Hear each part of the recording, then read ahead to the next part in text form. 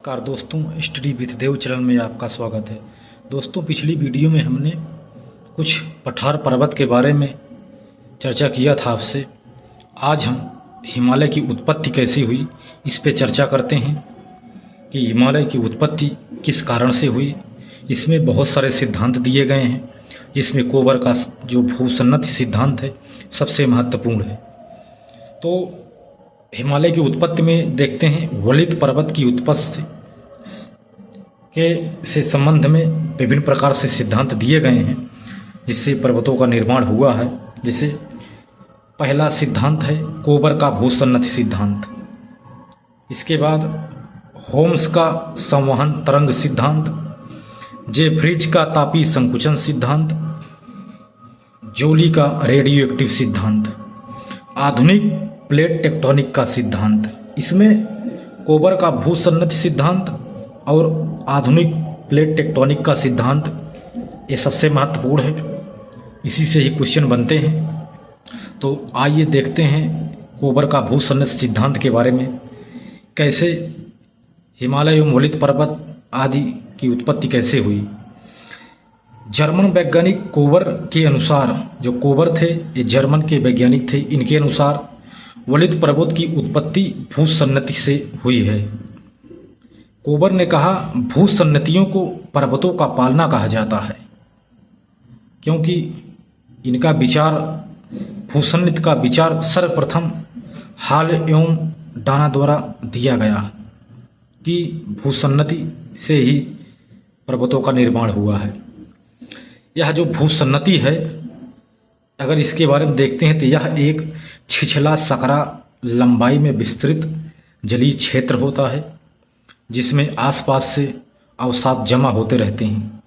जैसे चित्र के माध्यम से देखते हैं, ये है पानी का छिछला भाग, ये है भूखंड, दोनों तरफ इधर से नदियाँ आकर गिरती हैं। इससे एक भूसन्नति का निर्माण होता है। जब लगातार कांच, गाद, कचड़ा आदि गाद इसमें नदियों के द्वारा काप आता रहता है, तो इस तरह ये तली नीचे धंसती चली जाती है, तो किसी न किसी भूखंड का निर्माण एवं पर्वत का निर्माण हो जाता है। तो कोबर के अनुसार यह बताया गया, कोबर ने हिमालय की उत्पत्ति के बारे में कहा कि भारतीय जो प्रायद्वीप है गोंडवाना लैंड का भाग था। शुरुआत में एक पैंजिया हुआ करता था, ये पैंथालासा है और ये पैंजिया भूखंड है, और काफ़ी समय बीतने के बाद यह दो टुकड़े में विभाजित हो गया। ये टूट जाता है, एक उत्तर की तरफ खिसक जाता है, एक दक्षिण की तरफ खिसक जाता है। जब पैंजिया का विभाजन दो में होता है तो इसका नाम है अंगारा लैंड, और जो नीचे खिसका दक्षिण की तरफ उसे कहते हैं गोंडवाना लैंड। पैंजिया का विभाजन अंगारा लैंड और गोंडवाना लैंड के भाग में होता है। गोंडवाना और अंगारा के मध्य सकरा सागर बन जाता है, इसी को ही टेथित सागर कहते हैं। जब ये दोनों टूटता है तो दो भाग में टूट जाता है ये पैंजिया, एक उत्तर की तरफ दक्षिण उत्तर जाता है, एक दक्षिण की तरफ। जो ये टूटता है यह अंगारा लैंड है, और नीचे वाला गोंडवाना लैंड। अंगारा लैंड में उत्तरी अमेरिका, यूरेशिया आदि का निर्माण होता है, और गोंडवाना लैंड में दक्षिण अमेरिका,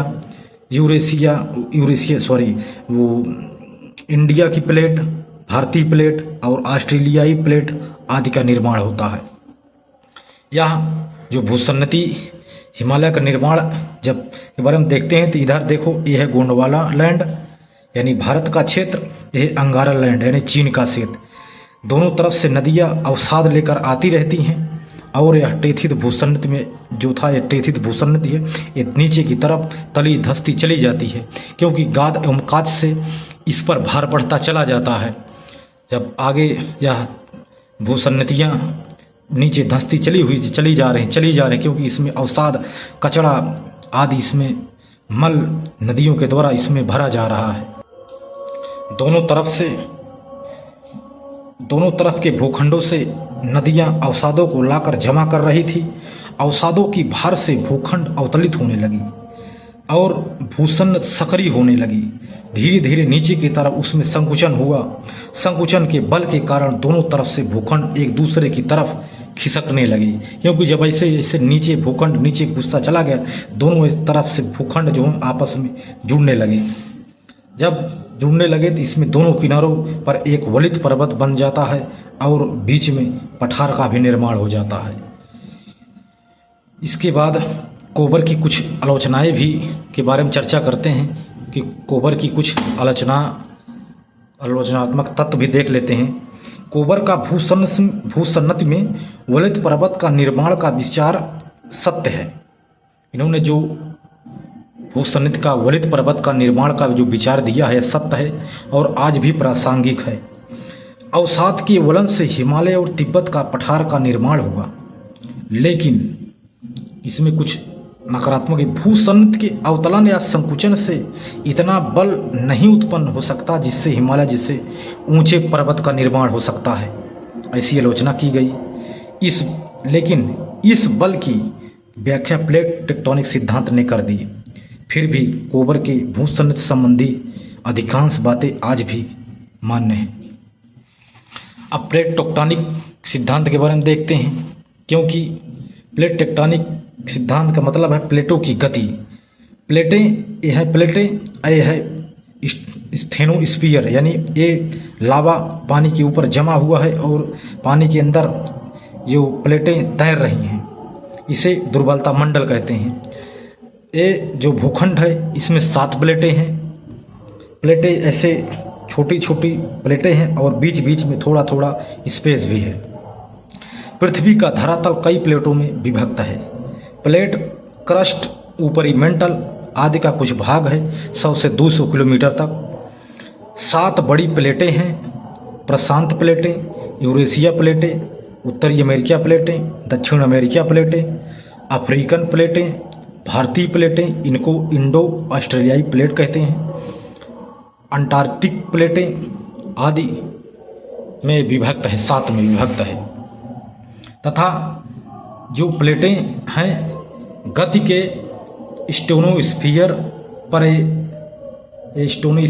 गति करती हैं। जो प्लेटें स्टेनोस्फीयर पर गति करती हैं, जो हमने यहाँ बताया स्टेनोस्फीयर है, इस पे प्लेटें गति कर रही हैं। और गति के आधार पर प्लेटों के 3 प्रकार किनारे बनते हैं। जब ये प्लेटें आपस में चल रही हैं, तैर रही हैं, गति कर रही हैं, तो 3 किनारों का निर्माण होता है, जिसे पहला अभिसारी या विनाशक किनारा, विनाशात्मक किनारा, अपसारी किनारा या संरक्षी किनारा, 3 किनारों का निर्माण होता है। विनाशात्मक में जो किनारा है जिसे अभिसारी किनारा कहते हैं, 2 प्लेटें होती हैं, आमने सामने दोनों आती रहती हैं। अगर यदि दोनों टकराती हैं तो कुछ न कुछ विनाश होता है और टूट जाते हैं और कोई न कोई इसमें विनाश हो जाता है, इसीलिए इसे विनाशात्मक किनारा कहते हैं। अपसारी किनारा एक होता है, 2 प्लेटें होते हैं, एक दूसरे के विपरीत दिशा में जब जाती हैं तो विनाश की बजाय कुछ न कुछ पर्वत या पठार का निर्माण होता है। संरक्षी किनारा है, इसमें 2 प्लेटें हैं, एक वजन है, एक हल्की है। जो भारी होती है वो नीचे धंस जाती है, हल्की वाली ऊपर चली जाती है। इससे भी कुछ न कुछ निर्माण हो जाता है, जिसे संरक्षी किनारा कहते हैं। जहाँ पर प्लेटों का अभिसरण होता है वहाँ वलित पर्वत बनते हैं। और जैसे भारतीय महासागरीय प्लेट भारी है और महाद्वीपीय प्लेट हल्की है, तो दोनों अगर यदि आपस में टकराएंगे तो एक नीचे चली जाएगी और एक ऊपर चली जाएगी। इससे किसी न किसी पठार या पर्वत का निर्माण होता है। तो हमने बताया है कि प्राचीन काल में पैंथालासा हुआ करता था, जिसमें एक पैंजिया भूखंड है वह तैर रहा है या 2 भागों में टूटा, अंगारा लैंड, गोंडवाना लैंड। अंगारा लैंड का विभाजन है वो उत्तरी अमेरिका यूरेशिया में टूटता है, तो इसके बीच में अटलांटिक महासागर का भी निर्माण होता है। और जो गोंडवाना लैंड है ये भी कई टुकड़ों में टूटता है, दक्षिण अमेरिका, इंडियन प्लेट आदि में विभाजित होता है, अंटार्कटिक में विभाजित होता है। इन दोनों के बीच में जो प्लेस बचता है स्थान, इसी को ही टेथित सागर कहते हैं। इसके बाद देखते हैं हिमालय की उत्पत्ति कैसे हुई दोस्त। हिमालय की उत्पत्ति की अगर बात करते हैं तो ये एक अफ्रीकन प्लेट है, ये भारतीय प्लेट है, ये यूरेशियन प्लेट है। यूरेशियन और भारतीय प्लेट के बीच में टेथिस सागर हुआ करता था और इन दोनों का भी अभिसरण हुआ तो टेथिस सागर का निर्माण हुआ, विस्तार हो गया, ये बढ़ता चला गया। जब भारतीय प्लेट और अफ्रीकन प्लेट एक दूसरे से टकराई तो एक जो हल्की थी ऊपर चली गई और भारी वाली नीचे दब गई, जिसे सागर नितल प्रसरण कहते हैं। इससे भी कई निर्माण होते हैं। जैसे क्रिटेशियस काल में लगभग 200 मिलियन वर्ष पूर्व भारतीय प्लेट अफ्रीका प्लेट के बीच सागर नितल के द्वारा प्रसरण प्रारंभ हुआ और हिंद महासागर का खुलना प्रारंभ हो गया। जब ये दोनों का प्रसरण हुआ, दबी और एक दूसरे या दोनों के बीच प्रसरण हुआ, फैलाव हुआ, दबाव हुआ, तो हिंद महासागर का खुलना स्टार्ट हो गया। भारतीय प्लेट पर यूरेशिया की तरफ से टेथिस सागर था और यह किनारा यूरेशिया प्लेट के साथ अभिसरित होने लगा तथा हिंद महासागर का सागर नितल प्रसरण हुआ तथा विस्तार हुआ और टेथिस सागर का भारतीय प्लेट की यूरेशिया प्लेट के नीचे अभिसरित होकर गलने से टेथिस सागर का विस्तार हो गया और टेथिस भूसन्नति बन गई। यानी जो भारतीय प्लेट है ये भारी है, यूरेशिया प्लेट हल्की है। जब एक दूसरे से दोनों टकराते हैं तो भारतीय प्लेट नीचे धंसती है और यह जब प्रसरण से यह घुल जाती है, इसका यह गलने लगती है। जब गलती है तो टेथिस सागर का विस्तार होने शुरू हो जाता है। यहाँ बहुत बड़ी भूसन्नति बन जाती है। तो यहाँ पर किसी न किसी प्रकार से जब नदियाँ आपस में अवसाद डालने लगती हैं तो पर्वत और हिमालय जैसे पठार आदि का निर्माण शुरू हो जाता है।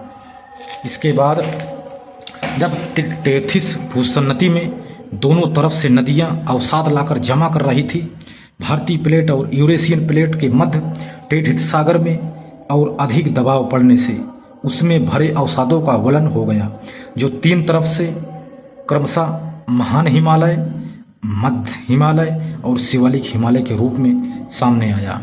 यानी तीनों का निर्माण हो गया। प्रथम वलन में जो पोलियोसीन युग में हुआ, इसमें महान हिमालय बना, लगभग 4000 से 6000 मीटर ऊंचा या हो गया था। द्वितीय वलन में मायोसीन युग में मध्य हिमालय बना। तृतीय वलन में प्लायोसीन युग में शिवालिक हिमालय बना। एक नोट देख लेते हैं, महान हिमालय और मध्य हिमालय बनने के बाद एक जो पतला सा सागर बचा था, इसी को शिवालिक नदी कहते हैं या इंडो नदी के नाम से भी जाना जाता है। तो तृतीय वलन में शिवालिक बना। अब भी 2 सेंटीमीटर भारतीय प्लेट उत्तर की तरफ प्रतिवर्ष बढ़ रही है। लगभग 100 वर्ष में महान हिमालय 20 सेंटीमीटर उठ जाता है। लगभग 100 वर्ष में शिवालिक हिमालय 10 मीटर उठ जाता है। इस प्रकार हमने देखा हिमालय की उत्पत्ति कैसे हुई। तो दोस्तों एक बार रिवीजन हम कर लेते हैं अच्छे से। शुरुआत में पैंथालासा है, इसमें एक पैंजिया भूखंड हुआ करता था। पैंजिया भूखंड काफ़ी समय के बाद इसमें यह 2 टुकड़े में विभाजित होता है किसी प्रक्रिया के कारण। जब 2 टुकड़े में विभाजित होता है, एक टुकड़ा अंगारा लैंड और दूसरा गोंडवाना लैंड, इसमें इसका विभाजन हो जाता है। जब यह विभाजन होता है अंगारा लैंड का जब विभाजन होता है, यूरेशिया और उत्तरी अमेरिका आदि प्लेटें बनती हैं। जब गोंडवाना लैंड का विभाजन होता है कुछ समय बाद, तो इससे दक्षिण अमेरिका, इंडियन प्लेट, ऑस्ट्रेलिया आदि का निर्माण होता है। तो यह इसमें काफ़ी प्लेटें, लगभग 7 प्लेटें थीं। जैसे अफ्रीका प्लेट, भारतीय प्लेट, यूरेशिया प्लेट, 3 प्लेटों के बीच में देख लेते हैं। ये यूरेशिया प्लेट, अब ये भारतीय प्लेट। इन दोनों जब एक दूसरे की तरफ आने लगते हैं तो भारतीय प्लेट कुछ भारी है, बड़ी है। यूरेशिया की जो प्लेट है थोड़ा हल्की है।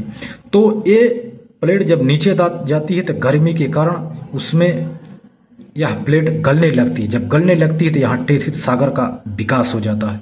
टेथित सागर का जब विकास हो जाता है तो यहाँ टेथित सागर का विस्तार हो गया, तो जो नदियाँ थी वो इसमें अवसाद को जमा करने लगी। धीरे धीरे यह भूसन्नति नीचे धंसने लगी। दोनों प्लेटें आपस में एक दूसरे की तरफ बढ़ना शुरू कर देती हैं, जिससे पर्वत, हिमालय जैसे पर्वत का निर्माण होता है, शिवालिक पर्वत बनते हैं, आदि पठारों का निर्माण होता है। इधर अफ्रीका प्लेट और भारतीय प्लेट जब एक दूसरे से थोड़ा दूर जाते हैं तो यहाँ हिंद महासागर आदि का निर्माण हो जाता है। इस प्रकार दोस्तों हमने हिमालय का निर्माण कैसे इसके बारे में चर्चा किया है दोस्तों। तो मिलते हैं दोस्त और एक बेहतरीन क्लास में, तब तक के लिए धन्यवाद।